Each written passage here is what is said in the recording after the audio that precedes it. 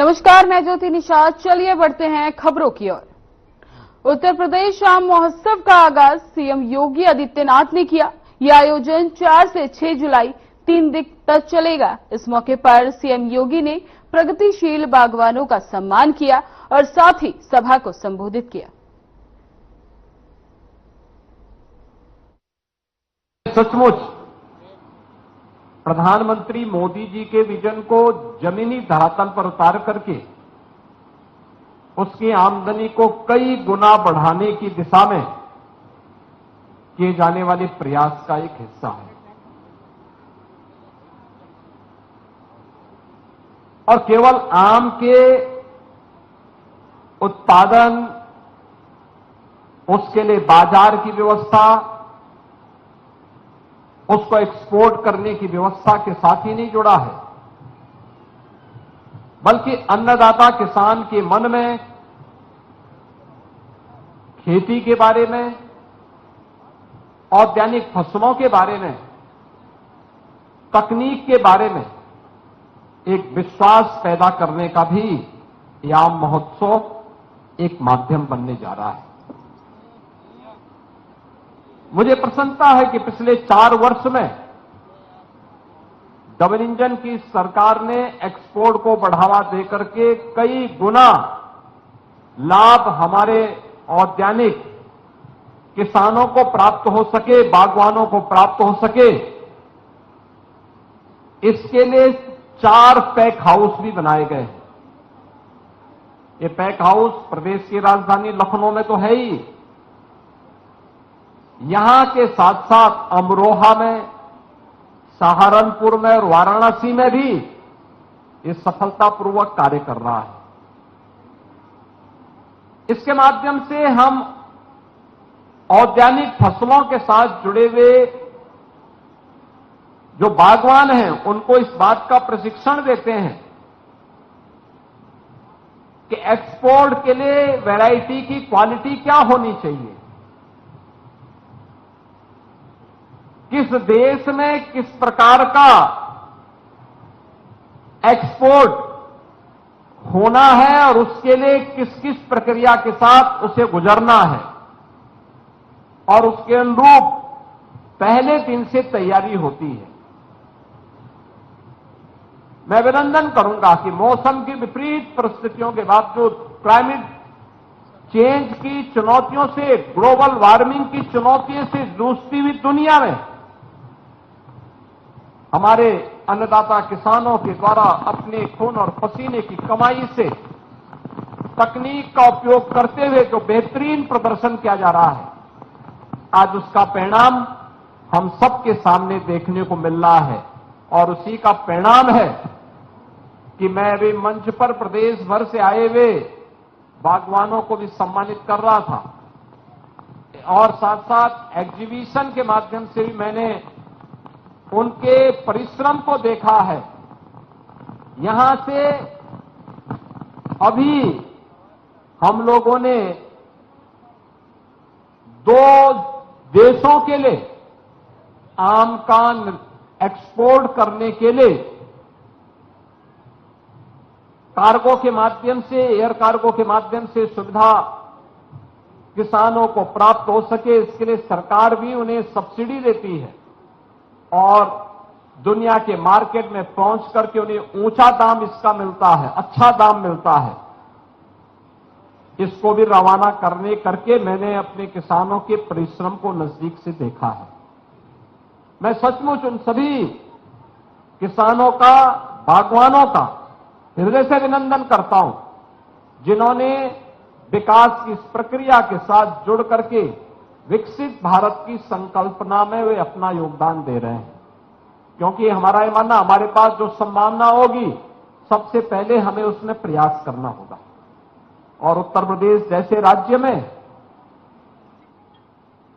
जिस राज्य में एक समय 25 से 30% जीडीपी में कृषि और औद्यानिक फसलों का योगदान होता था, तो अगर एक किसान, ये बागवान खुशहाल होगा, उसका लाभ प्रदेश की विकास की दर को भी प्राप्त होगा। देश के विकास की दर पर भी उसका असर पड़ेगा और विकसित भारत की संकल्पना को आगे बढ़ाने में भी वह योगदान दे पाएगा। और आज उस दिशा में किए जाने वाले प्रयास को जब मैं देखता हूं तो मुझे बहुत अच्छा लगता है। इसमें जो प्रयास किए गए हैं उसके परिणाम आज सामने आ रहे हैं। हर बार हम देखते हैं कुछ एक नई बात को लेकर के जब कार्य करते हैं तो उसके परिणाम भी देखने को मिलते हैं। अभी पिछले दिनों मुझे जो भारत सरकार ने विकसित कृषि संकल्प अभियान के कार्यक्रम के दौरान राज्य के अलग अलग जनपदों में जाने का अवसर प्राप्त हुआ था।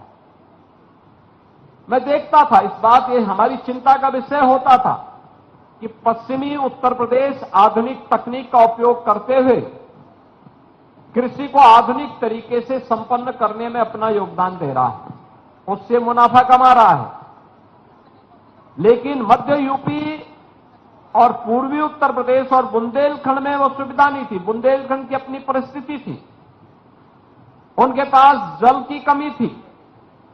लेकिन आज अर्जुन सहायक परियोजना जैसी परियोजनाओं के पूरा होने के कारण आज जल की समस्या के बहुत बड़ी समस्या का वहां समाधान हुआ है। बाण सागर परियोजना के माध्यम से बिंद क्षेत्र में जल की समस्या का समाधान हुआ है। सरयू नहर परियोजना के माध्यम से हम लोगों ने पूर्वी उत्तर प्रदेश की किसानों की समस्या का समाधान किया है। और जब हम लोग इन क्षेत्रों में कार्य कर रहे हैं तो मुझे देख के प्रसन्नता हुई कि जिस क्षेत्र में कभी एक फसल होती थी वहां पे दो फसल, जहां दो फसल अन्नदाता किसान लेता था, आज वहां पर तीन तीन फसल ले रहा है। अभी मुझे कुछ जनपदों का दौरा करने का अवसर प्राप्त हुआ था। मैं लखनऊ से चला था, कृषि मंत्री मेरे साथ में थे। हम लोग हरदोई गए, हम लोगों ने कानपुर का दौरा किया, हम लोगों ने हरदोई के साथ साथ अन्य तमाम जनपदों का दौरा करते हुए किसानों के साथ हम लोगों ने औरैया में संवाद किया। और मुझे अच्छा लगा कि आलू के बाद मक्का की खेती और मक्का के बाद धान की खेती, तीन तीन फसल किसान ले रहा है। अकेले मक्का की खेती में 1 एकड़ में 1 लाख रुपए का नेट प्रॉफिट कमा रहा है हमारा अन्नदाता किसान। यानी ये चीजें दिखाती हैं कि उसने अब आधुनिक तरीके से खेती करना प्रारंभ किया, उसका परिणाम हमारे सामने आता हुआ दिखाई दे रहा है। ऐसे ही गन्ने में नई तकनीक उसके सामने आई है, बीज आया है। अभी हम लोगों ने इसके लिए कुछ सेंटर ऑफ एक्सीलेंस स्थापित किए हैं, कृषि विज्ञान केंद्र नए तरीके से कार्य कर रहे हैं। और इन्हीं तरीकों को आगे बढ़ाने के लिए अब उद्यान विभाग, वन विभाग और अन्य निजी क्षेत्र के भी सहभागिता के माध्यम से अब हम लोगों ने प्रदेश के अंदर फलदार वृक्ष हो, इमारती लकड़ी के वृक्ष हो, छायादार का हो, पर्यावरण अनुकूलित या फिर मेडिसिन प्लांट का हो, औषधीय वृक्षों के लिए भी व्यापक पैमाने पर कार्य प्रारंभ हुआ। मुझे याद है 2017 को जब हम लोगों ने वृक्षारोपण के महाअभियान के कार्यक्रम को आगे बढ़ाया था, प्रदेश में मुझे 5 करोड़ पौध नहीं प्राप्त हो पाई थी।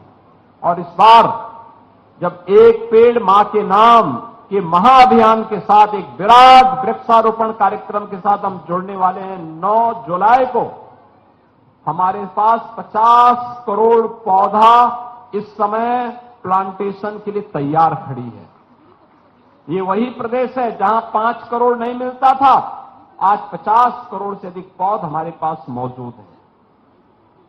ये उत्तर प्रदेश की नई प्रगति दिखाती है, कैसा जंप 5 करोड़ से 50 करोड़ तक हम पहुंचे हैं। अनेक ऐसे कार्य किए जा रहे हैं जिसका लाभ प्राप्त होगा। आज के इस अवसर पर मैं भी आपसे अपील करूंगा इस अवसर पर कि 9 जुलाई को एक पेड़ मां के नाम अवश्य लगाएं और 3 दिनों तक यह आम महोत्सव का कार्यक्रम यहां पर होगा। अलग अलग कार्यक्रम होंगे। इसमें यहां पर तमाम प्रकार के संगोष्ठियां भी होंगी, तमाम प्रकार के यहां पर बायर और सेलर की आपसी मीट भी होंगी। कृषि वैज्ञानिकों के द्वारा, प्रगतिशील किसानों के द्वारा अपने अनुभव का लाभ भी दिया जाएगा। अगर हम थोड़ा भी उसके साथ जुड़ेंगे तो उसका लाभ हमारा बागवान लेने में सफल होगा, हमारा अन्नदाता किसान लेने में सफल होगा। और याद करना, कई गुना अगर हमें खेती से आमदनी करनी है तो उसमें औद्यानिक फसल एक बड़ी भूमिका का निर्वहन कर सकता है। वैल्यू एडिशन के लिए फूड प्रोसेसिंग के साथ हमें जुड़ना पड़ेगा। आज ऐसे अनेक इस क्षेत्र में आने वाले जो इकाइयां हैं वे स्थापित हो रही हैं प्रदेश में, और मेरा विश्वास है इसके माध्यम से हम अपने अन्नदाता किसानों की आमदनी को कई गुना बढ़ाने में सफलता में प्राप्त होगी। इसके लिए हमें अभी से तैयारी करनी होगी। कौन सी फसल हो सकती है जो बागवान के साथ साथ आम की फसल के साथ साथ हम उसके साथ उस खेती को भी आगे बढ़ा सकते हैं। कौन सी ऐसी फसल हो सकती है, इसको लेकर के हमें अभी से कार्य करना होगा, अभी से तैयारी करनी होगी। अतिरिक्त आमदनी कमाने का एक माध्यम हो सकता है, अदरक की खेती हो सकती है, हल्दी की खेती हो सकती है, और भी अन्य तरीके हम इसके माध्यम से अपना सकते हैं। मुझे पूरा विश्वास है कि हमारा अन्नदाता किसान और बागवान इसके लिए अपने आप को तैयार करेगा। मैं एक बार फिर से आम महोत्सव के अवसर पर उद्यान विभाग को, खासतौर पर विभाग के मंत्री श्री दिनेश प्रताप सिंह जी को, जो इसमें रुचि लेते हैं, और मैं देख के बहुत था कि सबसे पहले उन्होंने रायबरेली के बागवान को सम्मानित करवाया। पता नहीं रायबरेली में बाग हैं कि नहीं है,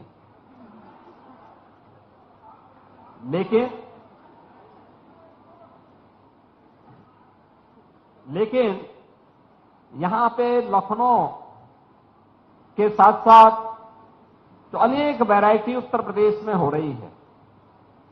वाराणसी का लंगड़ा, गोरखपुर का गौरजीत, बस्ती का अम्रपाली, लखनऊ की दशहरी, आपका मेरठ और बागपत का रटोल, अमरोहा, सहारनपुर में पैदा होने वाली जो तमाम प्रकार की नई वैरायटी है। और मुझे देख के आश्चर्य कर रहा था, 2.5 किलो की, 3-3 किलो के आम, देख के आश्चर्य हो रहा था। आम सामान्य लोगों को विश्वास नहीं होगा, लेकिन जो यहां प्रदर्शनी में आके देखेगा, उसके स्वाद को चखेगा, तो सचमुच आम फलों का राजा है। खाने वाले को ही पता लगेगा, जो इसका स्वाद लेगा। और मुझे उसी कार्यक्रम के लिए लखनऊ वासियों को यहां आना चाहिए, देखना चाहिए, प्रदेश भर के लोगों को आना चाहिए। और मैं तो ये कहूंगा, जहां आम उत्पादन के क्षेत्र हैं, कम से कम कमिश्नरी स्तर पर ही 2-2 दिन का ही हो सके, लेकिन एक महोत्सव का कार्यक्रम वहां पर भी होना चाहिए। लोकल स्तर पर आम किसान आकर के अपनी प्रदर्शनी कर सके, उन्हें हम सब्सिडी दें आने जाने के लिए, वहां पर उनके रहने की व्यवस्था करें, ये चीजें। और फिर वहां पर बायर सेलर का हमें मीट करवाना चाहिए, वैज्ञानिकों की गोष्ठी करवानी चाहिए, प्रगतिशील किसानों के अनुभवों का लाभ वहां पे देना चाहिए। क्या कुछ किया जाना है, इसके बारे में बताई जाने की आवश्यकता है। आज के इस अवसर पर एक बार फिर से इस पूरे महोत्सव के लिए मैं विभागीय मंत्री को हृदय से धन्यवाद देते हुए पूरे आयोजन के लिए आप सबको अपनी शुभकामनाएं देता हूं, और विश्वास करता हूं कि आम महोत्सव के अलावा अन्य महोत्सव भी हम औद्यानिक फसलों की इसी प्रकार से कर पाएंगे, तो आमदनी बागवानों की भी और अन्नदाता किसानों की आमदनी को कई गुना बढ़ाने में मदद होगी। आप सबके प्रति जल्द लौटेंगे छोटे से ब्रेक के बाद।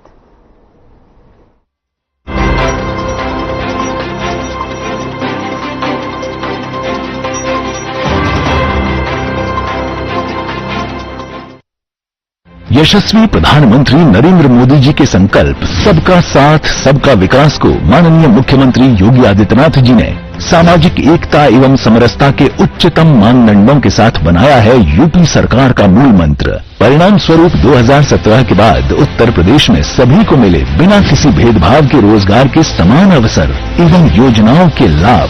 8.5 लाख से अधिक सरकारी और 3,75,000 से अधिक संविदा पर नौकरी पाने वाले जहां निष्पक्ष और पारदर्शी प्रक्रिया के साक्षी बने, वहीं अनुसूचित जाति, जनजाति, पिछड़े एवं निम्न आय वर्ग के अभ्यर्थियों को मिला आरक्षण का संपूर्ण लाभ। प्रधानमंत्री गरीब कल्याण अन्न योजना, प्रधानमंत्री आवास योजना और जल जीवन मिशन से लेकर मुख्यमंत्री युवा स्वरोजगार और एक जनपद एक उत्पाद जैसी विभिन्न योजनाएं यूपी में अंत्योदय से सर्वोदय का सपना कर रही हैं साकार। काम दमदार, डबल इंजन सरकार। लोग सेहत बनाने के लिए क्या क्या नहीं करते, जिम जाते हैं, कसरत करते हैं, काजू बादाम प्रोटीन के डिब्बे तक घोल घोल कर पीते हैं, फिर भी उनकी सेहत नहीं बनती क्योंकि उनका पाचन तंत्र खराब है। और जब तक के पाचन तंत्र दुरुस्त नहीं होगा, वो जितना मर्जी अच्छे से अच्छा खा ले, उनकी सेहत नहीं बन सकती। इसलिए हमारी संस्था सन्यासी आयुर्वेदा ने एक ऐसी दवा का निर्माण किया है जो कि आपके लिवर को, आपके पाचन तंत्र को दुरुस्त करने का काम करती है, ताकि आप जो भी खाएं उसका पूरे का पूरा निचोड़ आपके शरीर को लगे, आपकी भूख बढ़े, खाया पिया सही से लगे, नया खून बने, हड्डियों में जान आए, वजन बढ़े और आप मोटे तगड़े खूबसूरत पर्सनैलिटी के मालिक बन जाए। सिर्फ 699 रुपए की पूरे 1 महीने की दवा होती है और आप इसे घर बैठे 01145454545 पर फोन करके दवा मंगवा सकते हैं।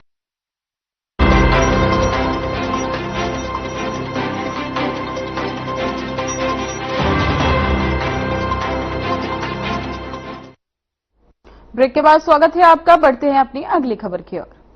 उत्तर प्रदेश के मुख्यमंत्री योगी आदित्यनाथ ने 27 एकीकृत विनिर्माण और लॉजिस्टिक क्लस्टर का शुभारंभ किया। इस अवसर पर सीएम योगी आदित्यनाथ ने कहा कि ये मेरे लिए प्रसन्नता का क्षण है कि पहली बार मुझे उत्तर प्रदेश में एकीकृत विनिर्माण और लॉजिस्टिक क्लस्टर का शुभारंभ करने का अवसर मिल रहा है। जो सपना प्रधानमंत्री मोदी ने उत्तर प्रदेश जैसे राज्य के लिए देखा था, पिछले 8 वर्षों में डबल इंजन की सरकार ने उत्तर प्रदेश को एक्सप्रेसवे प्रदेश के रूप में स्थापित करने की भूमिका निभाई है और उत्तर प्रदेश को निवेश का एक उत्कृष्ट केंद्र बनाने में सफलता हासिल की है।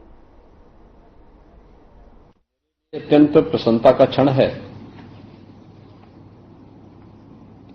कि पहली बार उत्तर प्रदेश में integrated manufacturing and logistic cluster कि जिस सपने को प्रधानमंत्री मोदी जी ने यूपी जैसे राज्य की दृष्टि से जो देखा था, आज उसको लॉन्च करने का अवसर मुझे अपने सहयोगियों के साथ यहां पे प्राप्त हो रहा है। मैं इसके लिए औद्योगिक विकास विभाग और यूपीडा को हृदय से धन्यवाद देता हूं।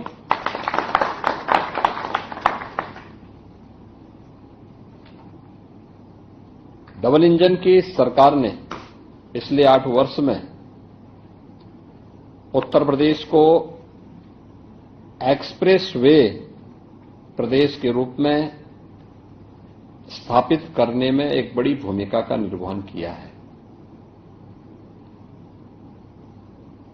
उत्तर प्रदेश को इन्वेस्टमेंट के एक बेहतरीन डेस्टिनेशन के रूप में भी स्थापित करने में सफलता प्राप्त की है।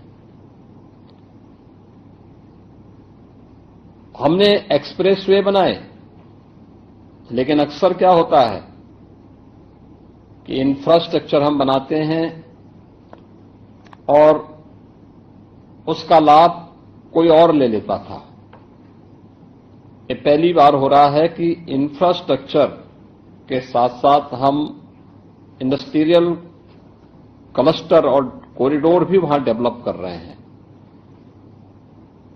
डिफेंस मैन्युफैक्चरिंग कॉरिडोर के 6 नोड प्रदेश में पहले से ही बन रहे हैं, लेकिन ये 6 नोड एक्सप्रेसवे पे नहीं बन रहे हैं। इनको 6 नोड जो भारत सरकार की सहमति से हमने स्थापित किए थे, वहां पे इससे जुड़ा हुआ इन्वेस्टमेंट हो रहा है और यह एक नए युग परिवर्तक घटना के रूप में आप इसको आप मान सकते हैं कि इस प्रकार की integrated manufacturing and logistic cluster का विकास एक्सप्रेस वे के दोनों ओर 10,000 एकड़ लैंड एक साथ 27 ऐसे क्लस्टर विकसित करने में मदद करेगा। यह एक नए भारत के उस नए उत्तर प्रदेश की तस्वीर है जिसने अपने को बेमारू राज्य से अब भारत के ग्रोथ इंजन के रूप में अपने आप को प्रस्तुत किया है और विकसित भारत की संकल्पना में अपनी भूमिका के निर्वहन करने के लिए अपने आप को तैयार कर रहा है। एक बड़ा अभियान है और मेरा यह मानना है कि इन्वेस्टमेंट की पहली शर्त होती है सुरक्षा और लैंड बैंक, बेहतरीन इंफ्रास्ट्रक्चर यानी कनेक्टिविटी की सुविधाओं से। इसमें सभी कुछ आज यूपी के अंदर उन्हें प्राप्त होंगे। हमने जितने भी एक्सप्रेस वे बनाए हैं, इन एक्सप्रेस वे में सर्विस लेन की सुविधा उन्हें उपलब्ध कराई जा रही है। मैं स्वयं पूर्वांचल एक्सप्रेस वे में गोरखपुर लिंक एक्सप्रेस वे पर मैं औद्योगिक विकास विभाग के मंत्री जी, दोनों मंत्री भी मेरे साथ में थे और हम लोगों ने 91 किलोमीटर की यात्रा को सड़क मार्ग से तय किया और मैं देख के बहुत चकित था कि हम लोगों की जो गाड़ी की स्पीड 120 किलोमीटर पर आवर थी, लेकिन पता नहीं लग रहा था कि हम गाड़ी में बैठे हुए हैं। इतना स्मूथ चल रही थी गाड़ी और 1 घंटे में हम लोगों ने लगभग 10-12 स्थानों पे गाड़ी की स्पीड कम करना पड़ा था क्योंकि लोग अभिवादन के लिए खड़े थे, स्वागत के लिए खड़े थे। लेकिन उस सब के बावजूद 1 घंटे में हमने इस दूरी को तय किया। ये आज उत्तर प्रदेश का इंफ्रास्ट्रक्चर है जिस मामले में उत्तर प्रदेश पिछड़ा माना जाता था। जिस प्रदेश के सामने कोई इन्वेस्टमेंट के लिए नहीं आता था, वहां इन्वेस्टमेंट हो रहा है। हमें देखना होगा कि हम औद्योगिक निवेश के लिए लैंड की कीमत को कम करने के लिए या हम कैसे उस प्लानिंग के साथ आगे बढ़ सकते हैं कि हॉरिजॉन्टल के बजाय वर्टिकल भी उस दिशा में आगे बढ़ने के लिए अपनी प्लानिंग को और बेहतर हम बना सकें, जिससे प्रदेश आज आदरणीय प्रधानमंत्री जी के मार्गदर्शन में जिस दिशा में आगे बढ़ा है उसमें हम लोग नई सोच के साथ देश के सामने कुछ मॉडल प्रस्तुत कर सके। एक अच्छी शुरुआत है और मेरा विश्वास है कि ये 27 integrated manufacturing and logistic clusters यहां आने वाले समय में एक्सप्रेस वे की तस्वीर को बदलने में एक बड़ी भूमिका का निर्वहन करेंगे और उत्तर प्रदेश को औद्योगिक निवेश के एक बेहतरीन डेस्टिनेशन के रूप में स्थापित करने में अपनी भूमिका का निर्वहन करेंगे। बीडा की प्रोग्रेस के बारे में भी आज काफी चर्चा हुई थी और मुझे मेरा कहना है कि जितनी तेजी के साथ हम बढ़ सके हमें मैन पावर देना चाहिए, आउटसोर्स करना चाहिए, जैसे भी हो सकता है। हमारे जितने भी अथॉरिटी हैं, लखनऊ में यूपी मंत्री परिषद की बैठक के बाद कैबिनेट मंत्रियों ने प्रेस कॉन्फ्रेंस की, जिसमें उन्होंने कैबिनेट बैठक को लेकर जानकारी दी। लागू एवं शासकीय नियंत्रणाधीन उपक्रमों, निगमों, प्राधिकरणों, परिषदों, स्वायत्तशासी संस्थाओं द्वारा उत्तर प्रदेश राज्य हथकरघा निगम लिमिटेड, यूपी का उत्तर प्रदेश खादी एवं ग्राम उद्योग बोर्ड के माध्यम से उनके द्वारा वित्त पोषित एवं प्रमाणित संस्थाएं भी श्री गांधी आश्रम तथा उत्तर प्रदेश हस्तशिल्प विकास एवं विपणन निगम, पूर्ववर्ती उत्तर प्रदेश निर्यात निगम के माध्यम से लघु एवं कुटीर तथा हथकरघा इकाइयों द्वारा उत्पादित वस्त्रों की क्रय अनिवार्यता के संबंध में, जैसा कि हम जानते हैं कि इन संस्थाओं को चलाने के लिए इनके लिए अनिवार्य क्रय की व्यवस्था पहले से ही चली आ रही है और ये व्यवस्था 25 तक लागू थी, 31/3/25 तक प्रभावी थी। अब इसको 3 वर्ष और बढ़ाने के लिए ये प्रस्ताव आज मंत्रिपरिषद के द्वारा अनुमोदित किया गया है। इनके द्वारा जो लगभग 11 प्रकार की चीजें निर्मित करते हैं, जैसे फर्शी दरी है, बेडशीट है, साड़ी धोती है, ऊनी कंबल है, ये चीज बनाते हैं। ये हमारे गांधी आश्रम बनाते हैं और उत्तर प्रदेश हस्तशिल्प विकास एवं विपणन निगम बनाते हैं। तो इनको ये निगम ठीक प्रकार से चले, इसलिए ये क्रय की अनिवार्यता चली आ रही है। उसको 3 वर्ष बढ़ाने के लिए माननीय मंत्रिपरिषद के द्वारा आज अनुमोदित कर दिया गया। ये 6 नंबर का प्रस्ताव आज मैंने आपके समक्ष उद्धृत किया। इसके अतिरिक्त 7वें नंबर का प्रस्ताव जो उत्तर प्रदेश पूर्व सैनिक कल्याण निगम लिमिटेड से पूर्व सैनिकों एवं होमगार्ड्स की सेवाएं जेम पोर्टल से इतर सीधे लिए जाने के संबंध में है। अभी तक हम जानते हैं कि हमने एमएसएमई का ही एक शासनादेश था, नियमावली भी थी उस संबंध में कि उसके द्वारा हम जेम पोर्टल से मैन पावर को इंगेज करते थे। जेम पोर्टल से अब इतर हम सीधे एक्स मिलिट्री मैन को भी इसमें इंगेज करने के लिए हमको आज मंत्रिपरिषद के द्वारा इसमें सहमति दी। फिलहाल के लिए इस बुलेटिन में बस इतना ही। बने रहें हमारे साथ। नमस्कार।